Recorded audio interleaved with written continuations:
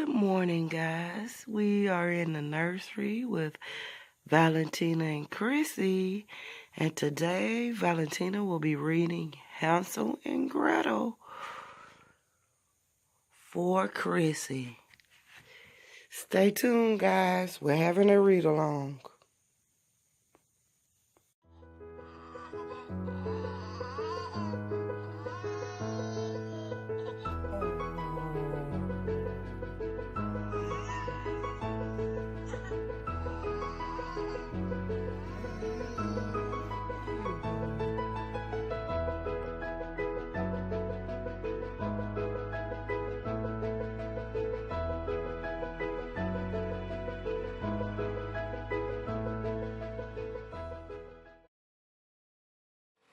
Hansel and Gretel.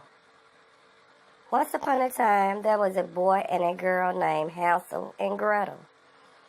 They lived with their father, a poor woodcutter, in a little house beside a forest.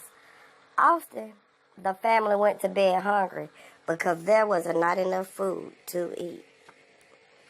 One day, the woodcutter took his children into the forest to gather wood. Hansel and Gretel laughed and played so hard that they wandered from their father and were soon lost. Their father looked for them the rest of that day. Fortunately, Hansel had many of his favorite pebbles with him, and they had fallen to the ground one by one from the holes in his pockets. The children followed the path of the shining pebbles by moonlight back to their home. Their father was very happy to see them, but warned Hansel and Gretel to stay close to home and not to wander away. A week later, the children went to play in the forest again. They did not heed their father's warning and wandered far from home, leaving a trail of breadcrumbs behind them to follow back home. But the breadcrumbs were eaten by the birds in the forest, and so Hansel and Gretel realized they were lost. The children became tired and very hungry as they roamed through the forest. Suddenly, there through the trees, they saw a strange little house made of cake and candy. They ran to the house and began eating from it ferociously. There were cake shingles and candy shutters. The windows were made of sugar, the flowers of lollipops. As they started to take a bite from the chocolate door, it opened. Out stepped an old woman with a wart on her nose. "Who's eating my house?" she said. The children were startled at first, but the old lady seemed very kind. Hansel and Gretel apologized for eating from her house. "We haven't eaten in such a long time," they said. The old lady took them in and fed them some good, wholesome food.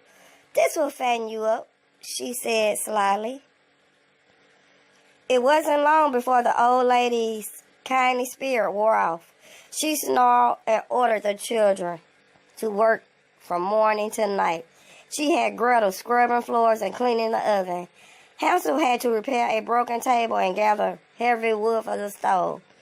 "Only a witch would act like this," Gretel told Hansel. Still, the witch fed them well. Hansel and Gretel even gained a little weight. One night, as the witch stoked the coals in her oven, Gretel heard her cackle. "Tonight I have Hansel and Gretel for dinner." At that, Gretel sneaked up behind the witch and pushed her into the oven. The witch was destroyed by the flames, and the oven became so hot that the house caught fire. As Hansel and Gretel ran to the door, they came across chests full of gems and coins of gold. They gathered as much as they could into 2 potato sacks and then fled from the house. They ran until they could run no farther. They sat beneath a tree to catch their breath.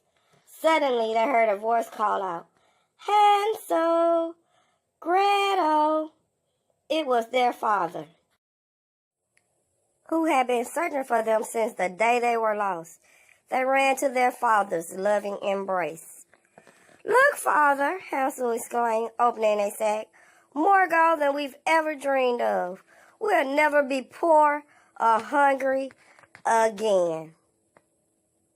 From that day on, Hansel and Gretel lived happily ever after with their father in a little house beside the forest, and they never went wandering again. The end.